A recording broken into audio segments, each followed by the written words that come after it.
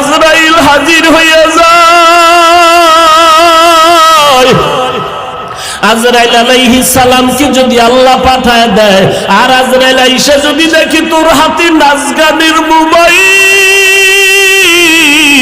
তুই বসে বসে নাচ দেখতেছো, গান শুনতেছো, আজান হইতেছে, তোর গানের আওয়াজ বন্ধ হয় না, তোর নাটক বন্ধ হয় না, কত মেয়ের চরিত্রের উপরে আঘাত করতেছো, কত মানুষের জীবনটাকে দুনিয়ার থেকে বরবাদ করে দিয়েছো।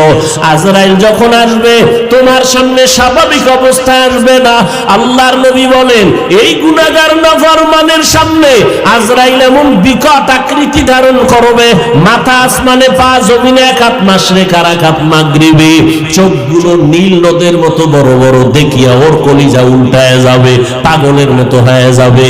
ও মা বলিয়াও ডাকতে পারবে না, আব্বু বলে ডাকতে পারবে না। আজরাইল আইসা রূহটা যখন ধরার জন্য শরীরের উপরে কদম রাখবে, রূহটা শরীরের জোড়ায় জোড়ায় জোড়ায় জোড়ায় পালাইতে থাকবে, বের হইতে চাইবে না। চরমনের জমিনে ঘুমন্ত সৈয়দ ইসহাক রাহমাতুল্লাহ আলাইহি বলতেন, লাঠির আগায় আলকাতরা মাখিয়া তুলার মধ্যে বাড়ি দিলে তুলাগুলো যেমন লাঠির মধ্যে চলে আসে, ওরে গুনাহগার জাহান্নামের আসামির যুবক,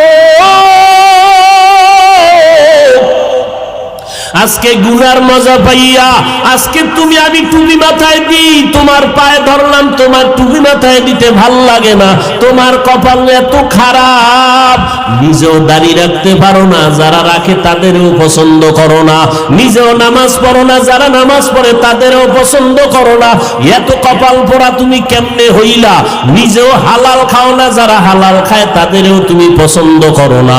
আজরাইল যখন রূহটা টান দিবে, সাথে সাথে শরীরের রগগুলো সিরিয়াস রূহটা হাতের মধ্যে চলে যাবে। আল্লাহর নবী বলেন, জ্যান্ত বকরির চামড়া খুললে যেমন কষ্ট, এর থেকে শতগুণ কষ্ট বেশি হবে বেনামাজির জান কবজের সময়।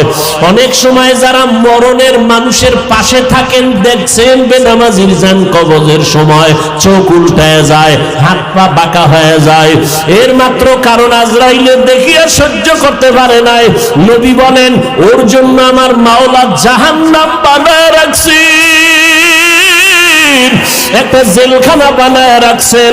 ওরে আল্লাহর দেওয়া পানি, আল্লাহর দেওয়া বাতাস, আমার মাওলার দেওয়া সূর্যের আলো, আমার আল্লাহর দেওয়া চাঁদের আলো, আমার আল্লাহর দেওয়া জমিনের ফসল খাইতেছ, আল্লাহর দেওয়া নদীর মাছ খাইতেছ, আল্লাহর এত কিছু নিয়ামত খাইয়া যারা আল্লাহর বিরোধিতা করবি, মানবি না, আলেম ওলামারা পাও